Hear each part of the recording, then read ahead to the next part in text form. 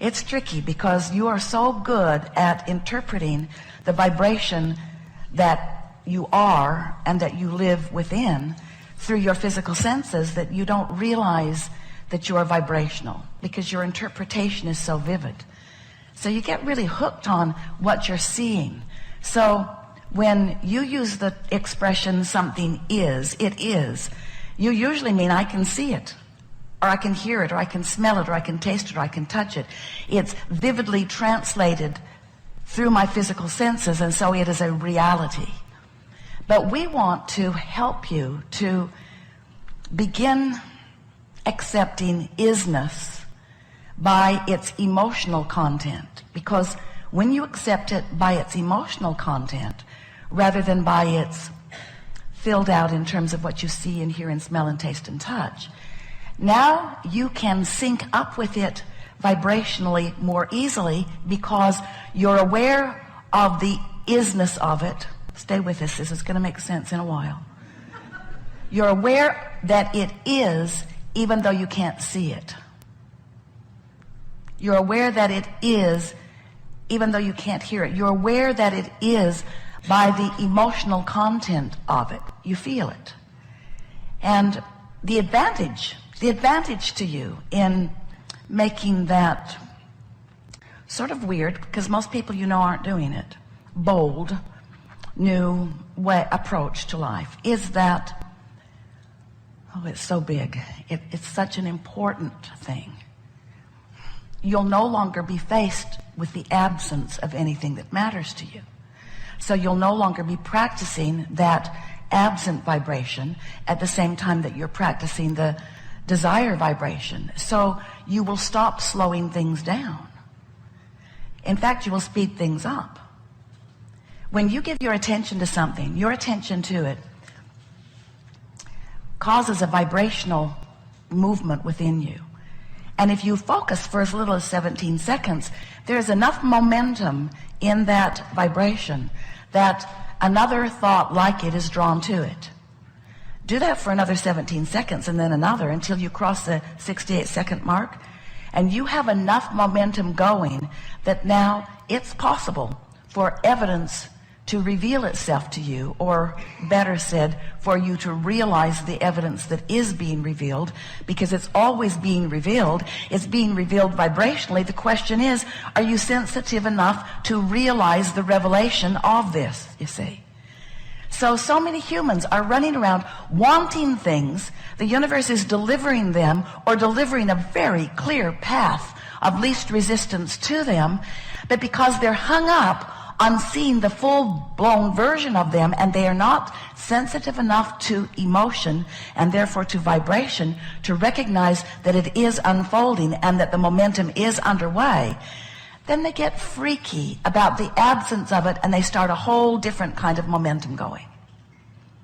So we're going to be talking today about vibration. You'll get so you like it. We'll be talking about momentum of vibration. We're going to talk about law of attraction, because everything is about those things. And when you begin to deliberately view life through this vibrational lens, which means feel life through this emotional lens, what's going to be happening is, first of all, you're going to be feeling way, way, way, way better, because you'll learn to tune yourself to the higher frequencies that do feel good.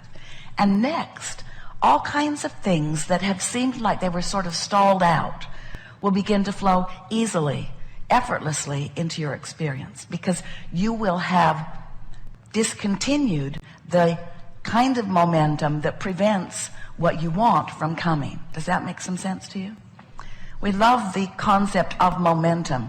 Imagine that you're at the top of the hill. Esther always comes to the image of San Francisco, because she was shocked the first time she was there at what she was expected to drive on. Those streets are ridiculous. So imagine yourself at the top of one of those hills in San Francisco, and your car is out of gear, and you don't have the parking brake on, and you are outside the car, standing next to it, looking down, and just for fun, you bump your car a little bit from behind, and you begin to notice that it begins to move downward.